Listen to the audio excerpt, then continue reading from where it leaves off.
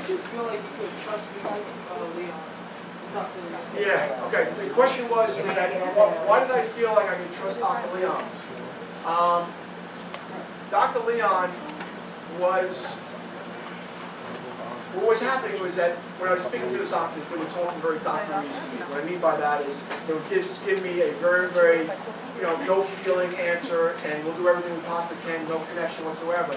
And then when I was speaking to Dr. Leon, I just saw something in his eyes, and he stopped talking like a doctor, and he talked like a human being to me, and he talked like as if he was there to help me. He really cared. And what I learned about Dr. Leon was that he did know what I was going through, because his wife was recently passed away, and it was only his first couple of weeks back to work. So for him to be able to put himself in my position and understand, that you would do anything you can. A lot of people, doctors tell me that even if you have a 1% chance, it's going to change your life, that you should basically take your daughter and put her into a nursing home because it's going to change your life too much.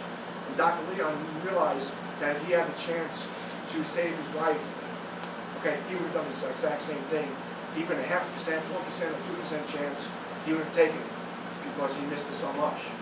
So I knew he knew that. So when I talked to him, it was under the impression that we're going to do everything we possibly can do. I don't care what the odds are. My job as a parent is to take that 1% chance and make it a 2% chance, and then a 4% chance, and an 8% chance. And he knew that. So his initial doctor reaction was not the same as everybody else. He understood exactly what a loss meant and what he would do to get back something that was very important. Yes?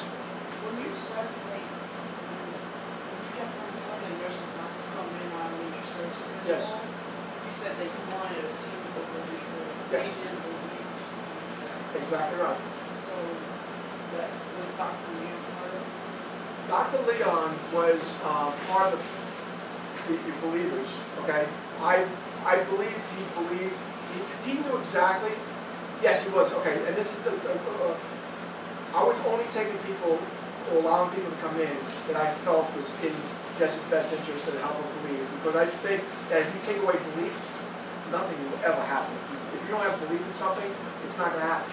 So I only wanted people who believe in Jesse's recovery. Now, Dr. Leon believed. Here's the best way of saying that.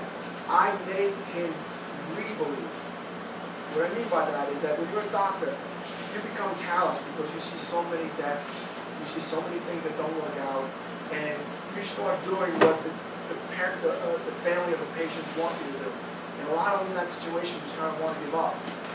But I made him re-believe in belief. And that was a good thing because you need as many people to believe, and he needed to be part of the team because imagine operating on somebody's brain. Imagine what happens with doctors is they try to become callous.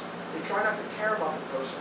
They try to have no emotions because they have to do such an operation that can really hurt somebody or help somebody. Well, I wanted somebody the opposite. I wanted somebody who actually cared.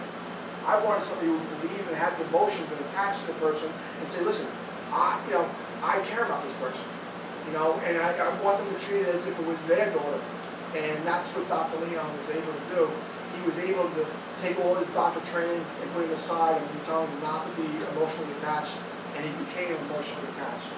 And I actually saw Dr. Leon a few years later. I had to go back to the Brookhaven hospital a few years later. I forget what the reason was, but I was walking through the emergency room and we came face to face with each other. And I didn't recognize him, but he stopped me. And he actually still had an emotional attachment.